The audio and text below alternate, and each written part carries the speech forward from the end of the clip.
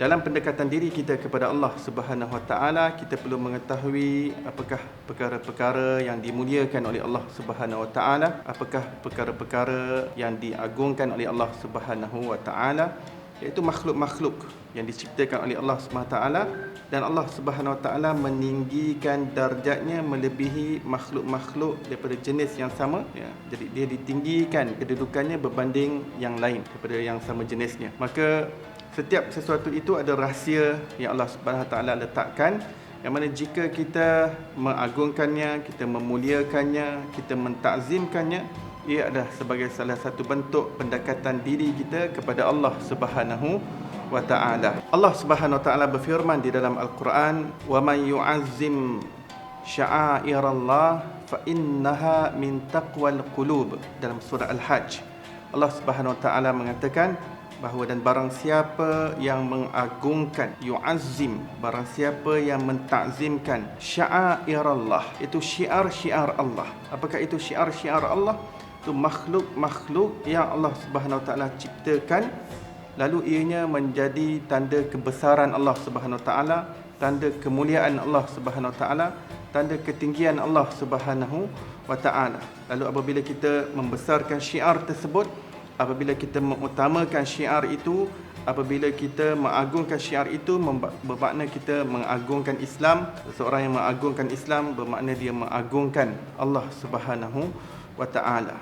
Fa innaha min taqwal qulub, kata Allah Subhanahu Wa Taala. Ianya adalah sesuatu ketakwaan hati. Taqwal qulub bermakna sesuatu yang menjadi perantaraan untuk seseorang itu lebih mendekatkan dirinya kepada Allah Subhanahu Wa Taala. Ianya bukan sesuatu yang terkeluar daripada Islam, tetapi taqwal qulub ianya adalah datang daripada ketakwaan hati manusia. Dan apa itu syiar, ya?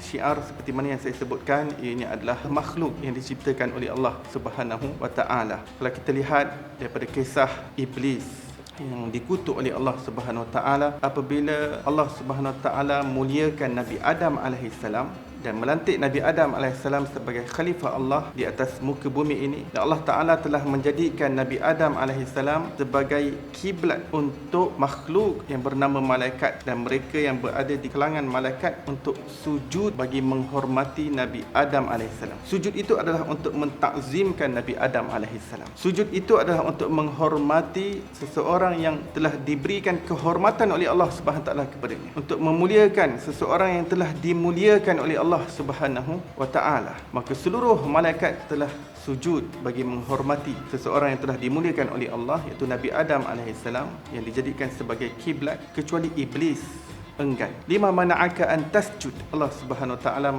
bertanya kepada iblis, kenapa kamu tidak mahu sujud wahai iblis? Dia mengatakan, ana khair minhu, khalaqtani min nar wa khalaqtahu min tin. Kerana aku lebih baik daripada dia. Aku diciptakan daripada api dan dia diciptakan daripada tanah. Maka ini adalah kias logik yang digunakan oleh iblis untuk tidak mentaati perintah Allah Subhanahu Wa Taala. Bagi dia, kenapa aku kena hormat kepada makhluk? Aku makhluk, dia pun makhluk. Kenapa makhluk nak kena hormat kepada makhluk? Di sini rahsia yang gagal difahami oleh iblis di dalam makhluk yang Allah Subhanahu Wa Taala muliakan, makhluk yang Allah Taala tinggikan. Ya, betul, Nabi Adam AS adalah makhluk, iblis juga adalah makhluk. Tapi iblis gagal memahami siapa yang patut dihormati dalam pendekatan dirinya kepada Allah. Maka para malaikat memahami perkara tersebut. Bagi mereka untuk mendekati Allah, bertakarrub kepada Allah, mereka harus sujud kepada Nabi Adam. Maka mereka semua sujud. Tapi iblis telah menjadi terkutuk, terlaknat dan berputus asa daripada rahmat Allah Subhanahu Wa Taala, dan dia menjadi makhluk yang derhaka kepada Allah Subhanahu Wa Taala kerana gagal untuk mentakzimkan kepada makhluk yang diagungkan oleh Allah Subhanahu Wa Taala. InsyaAllah kita akan bincang pada slot yang akan datang berkenaan dengan apakah jenis-jenis takzim kepada makhluk Allah Subhanahu Wa Taala, insya-Allah. Wassallallahu ala sayyidina Muhammadin wa ala alihi wasallam. Alhamdulillahirabbil alamin. Sampaikanlah dariku walaupun satu ayat.